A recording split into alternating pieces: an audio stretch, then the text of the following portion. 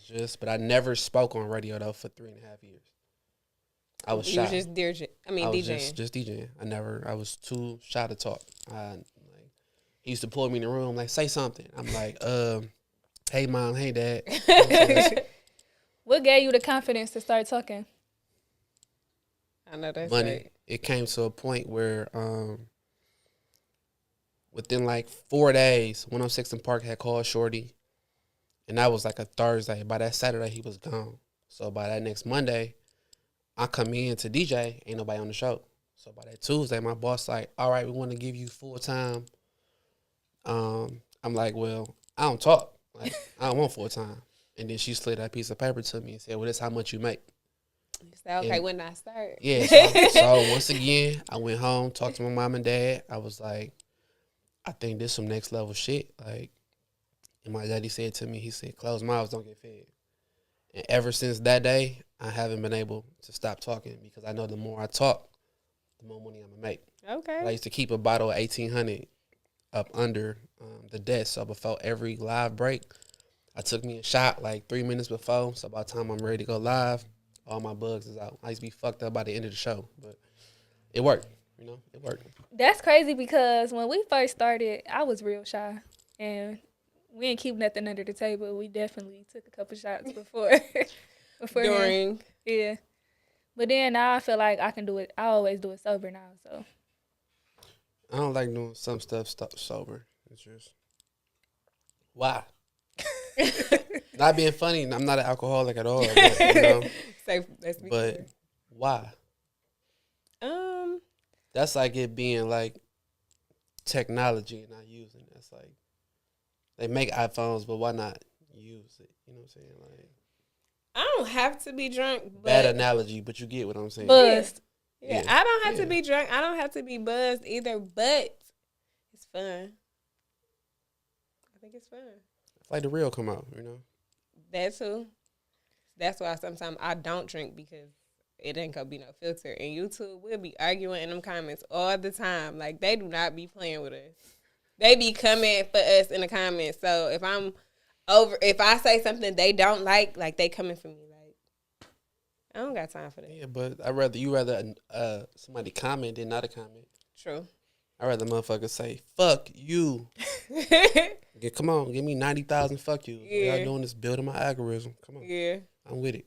That's true. Yeah. I'm learning to take the comments because they strong. You got to be strong. The stuff they be saying. They be on our head sometimes. But what they say, ignore the comments. Ignore the comments. I just like and keep going. If I don't like it, then it's probably something rude.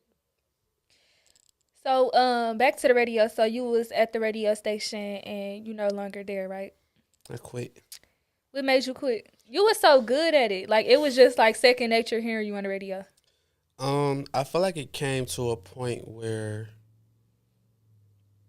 I was about to turn into a robot. So I was so accustomed to, so I want y'all to put this. So it was a point in time I did the morning mix. So the morning mix is 9 a.m. every day. I did the 12 noon mix. And then I had my radio show from 7 to 12. So my life was programmed. My life was programmed. So I pre-record the morning show. Let's say 7 a.m. That'll take me hour to record it, hour to mix it now.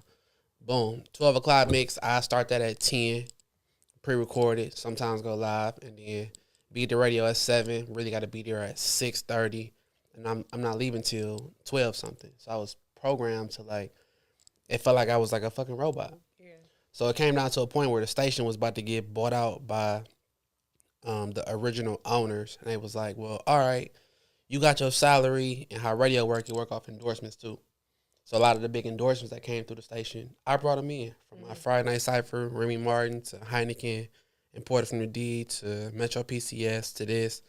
It was like, all right, we want to syndicate you. We're going to give you 4 more stations. We're going to put you in Columbus, Cincinnati, somewhere in Chicago, and something else. But we just want you to get paid off your endorsements. We're going to take your salary away. Because you make too much money off endorsements. I was probably making like $200 off endorsements. So I'm thinking to myself, like, nigga, I already do 3 mix shows right now. So now I got 4 more stations. I mean, that's 4 more mix shows. I'm gonna be a fucking robot. Mm-hmm.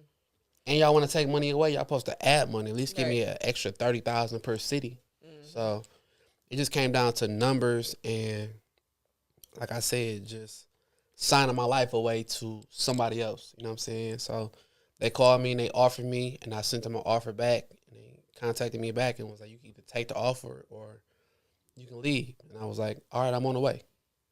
And I pulled up, and they was like, "You here to sign?" I'm like, "No, I'm here to get my shit." And I holla at y'all. And I'm not saying the station has been sinking since then, because a lot of my brothers and my homies still work there. Kenny V, that's my brother. Big Red, you know, Sel, Gifted. I've been to your, but I just feel like they just there right now because the new management, they just all about money. They don't give a fuck about the people. And that was one thing I did when I got on radio. It was like, I'm putting my people on. It's not about no money. I'm gonna make my money off these businesses, off these companies. But when it comes to my people, like, hell yeah, come on in. We used to have a party in that bitch every night. Every night. Nobody who was listening could tell, but they just knew, like, I don't know what the vibe is going on in there, but it's a vibe. Tuck, no, I'm talking about females, bottles, pull up, you know what I'm saying? Like, I'm mad we didn't get the opportunity for Working Women Wednesday. That I was one of forgot my about Working favorites. Women Wednesday. That was one of my Like, favorite segments. I forgot about that. Yeah, the parties we used to have up there, I don't even think we was drinking it. We was just high off life. I mean, Yeah. I think it used to, when I first got in there, it blew my mind to be inside the radio station. So then when some people come down there, they're like, all right, it's a radio station, but then they realize we inside this little ass box. Okay, so mind fuckery is gone. But like I said, just to be, you got to imagine nighttime radio is 250,000 people listening. So if you want to get your message across or what you're trying to get it across, yeah, Uber drivers, Lyft drivers, this, UPS trucks, this, people that's out, people vibing. Don't let it be no Friday night. Like, Right. that was the highest rated show, the Friday Night Cypher.